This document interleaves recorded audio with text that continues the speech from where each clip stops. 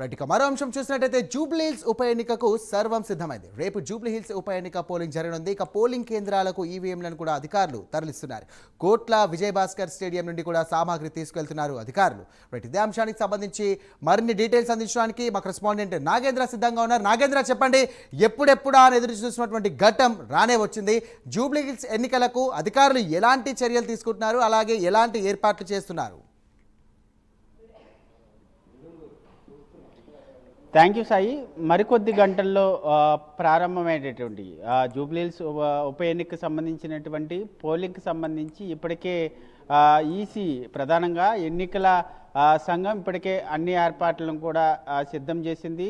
కోట్ల విజయభాస్కర్ రెడ్డి స్టేడియం కేంద్రంగా జూబ్లీహిల్స్ ఉప ఎన్నికకు సంబంధించినటువంటి ఈవీఎంలు, అదేవిధంగా వీవీప్యాడ్లకు సంబంధించినటువంటి సామాగ్రికి సంబంధించినటువంటి డిస్ట్రిబ్యూషన్ కార్యక్రమం అంతా కూడా దాదాపు కంప్లీట్ అయింది. ఈరోజు ఉదయం నుంచి కూడా జూబ్లీహిల్స్ నియోజకవర్గానికి సంబంధించినటువంటి 407 పోలింగ్ కేంద్రాలకు సంబంధించినటువంటి, అంటే ఒక్కో పోలింగ్ కేంద్రానికి 4 ఈవీఎంలు చొప్పున 407 పోలింగ్ కేంద్రాలకి ఈవీఎంలు అన్నిటిని కూడా ఇప్పటికే డిస్ట్రిబ్యూషన్ కంప్లీట్ అయింది.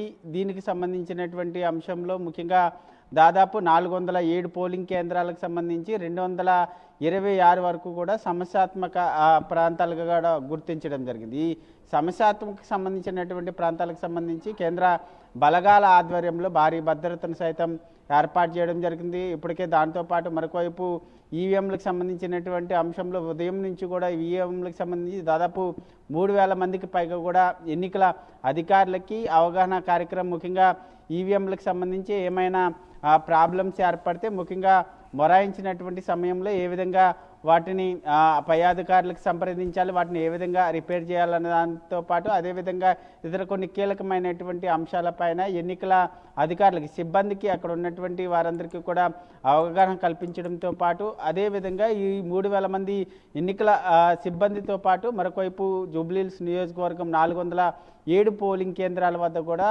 దాదాపు 2000 మందికి పైగా కూడా పోలీసులు భారీ భద్రతను ఏర్పాటు చేయడం జరుగుతుంది. ముఖ్యంగా రేపు ఒక్కరోజే 5000 మంది సిబ్బంది వరకు జూబ్లీహిల్స్ నియోజకవర్గంలో పనిచేయబోతున్నారు. ముఖ్యంగా రేపు జరిగేటటువంటి పోలింగ్కి రైట్ నాగేంద్ర, సమస్యాత్మక ఏదైతే ప్రాంతాలు ఉన్నాయో సమస్యాత్మక ప్రాంతాల్లో కూడా ఈ యొక్క ఈవీఎం సంబంధించి కూడా అధికారులు ఎలాంటి ఏర్పాటు చేశారు, అలాగే పోలీసు అధికారులు ఎలాంటి ఏర్పాటు చేస్తున్నారు? ఎందుకంటే గొడవలకు సంబంధించి కూడా కానివ్వండి, కొంచెం ఈవీఎంస్ ఏదైతే ప్రాబ్లమ్స్ ఇచ్చే అవకాశం ఎక్కువగా ఉన్నటువంటి ప్రాంతాల్లో ఎలాంటి ముందస్తు చర్యలు తీసుకునే అవకాశం ఉంది?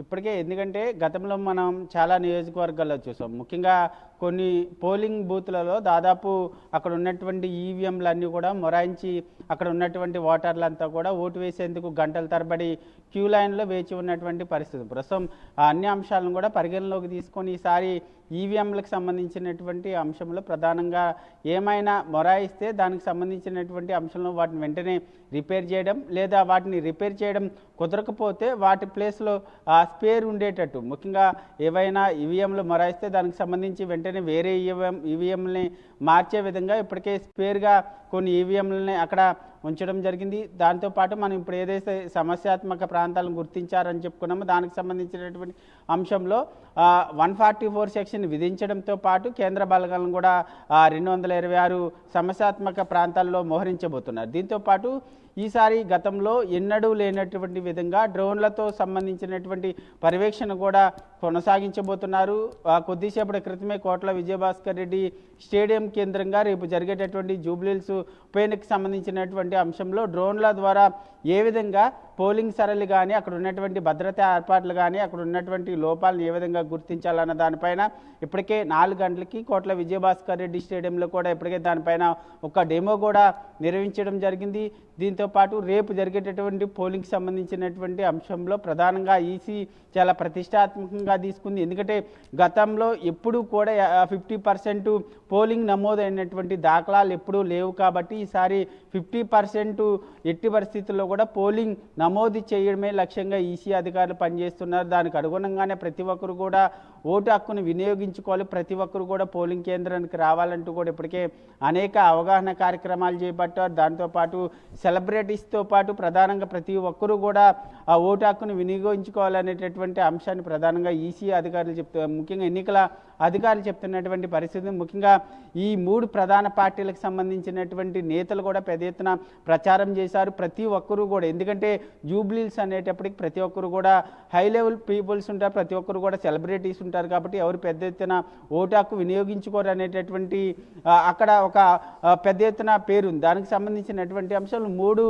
పార్టీలకు సంబంధించినటువంటి నేతలందరూ కూడా వారందరినీ కూడా పోలింగ్ కేంద్రానికి రప్పించడమే లక్ష్యంగా పెద్ద ఎత్తున ప్రచారం కూడా చేశారు. దీనికి సంబంధించినటువంటి అంశంలో 3 ప్రధాన పార్టీలకు సంబంధించి ముఖ్యంగా అటు బీఆర్ఎస్ కానీ, ఇటు కాంగ్రెస్ కానీ, ఇటు బీఆర్ఎస్ కానీ, ముఖ్యంగా బీజేపీ కానీ, ఈ 3 పార్టీలకు సంబంధించినటువంటి నేతలంతా కూడా ముఖ్యంగా గెలుపులకు సంబంధించినటువంటి అంశంలో మేమే గెలుస్తామనేటటువంటి ధోరణిలో ప్రతి పార్టీకి సంబంధించినటువంటి నేతలు ఉన్నారు. ఎందుకంటే ప్రతి ఒక్కరు కూడా మాకే పట్టం కడతారనేటటువంటి ఆలోచనలో ఉన్నటువంటి నేపథ్యంలో జూబ్లీహిల్స్లో ఉన్నటువంటి ప్రజలు ఎవరి వైపు మొగ్గు చూపుతారు, అక్కడ రేపొద్దుట ఏ విధంగా పోలింగ్ సరళి ఉంటుందన్న దానికి సంబంధించినటువంటి అంశంలో ఆసక్తికరమైనటువంటి చర్చ జరుగుతుంది. ఎందుకంటే ఇక్కడ దాదాపు 4 లక్షలకు పైగా కూడా ఓటర్లు ఉన్నారు. దాంట్లో దాదాపు 1,35,000కు పైగా కూడా ముస్లిం ఓటర్లు ఉన్నటువంటి పరిస్థితి. ప్రధానంగా జూబ్లీహిల్స్కి సంబంధించినటువంటి గెలుపోవటంలో ప్రధాన పాత్ర పోషించేది మైనార్టీకి సంబంధించినటువంటి ఓటర్లు. ముఖ్యంగా వీరు ఈ మైనార్టీకి సంబంధించినటువంటి ఓటర్లు ఎటువైపు మొగ్గు చూపుతారన్నది మాత్రం ఆసక్తికరంగా మారబోతుంది. ఎందుకంటే ఇప్పటికే ఒకవైపు కాంగ్రెస్, ఎంఐఎం రెండు కూడా ముఖ్యంగా రెండు కూడా ఎంఐఎం మద్దతు తీసుకొని కాంగ్రెస్ ముందుకెళ్తున్నటువంటి తరుణంలో కాంగ్రెస్ వైపు పూర్తి స్థాయిలో అయితే మైనార్టీకి సంబంధించినటువంటి ఓటర్లంతా కూడా కాంగ్రెస్కి మద్దతు తెలుపుతారా, లేక బీఆర్ఎస్ వైపు ఉంటారా, లేక బీజేపీ వైపు ఏమైనా వస్తారన్నది మాత్రం చూడాల్సినటువంటి అంశంగా కనబడుతుంది. మొత్తానికి తెలంగాణ రాష్ట్ర ప్రజల చూపంతా రేపు జరిగేటటువంటి జూబ్లీహిల్స్కి సంబంధించినటువంటి బైపోల్ పైనే ఉంది. మరొక వైపు రేపు ఉదయం 7 గంటల నుంచి సాయంత్రం 6 గంటల వరకు కూడా పోలింగ్ జరగబోతుంది. ముఖ్యంగా ఎప్పుడు కూడా ఉదయం 7 గంటల నుంచి 5 గంటల వరకు మాత్రమే ఎక్కడైనా సరే పోలింగ్ జరుగుతుంది. కానీ ఈసారి జూబ్లీహిల్స్కి సంబంధించి పోలింగ్ పర్సెంటేజ్ని పెంచడమే లక్ష్యంగా మరొక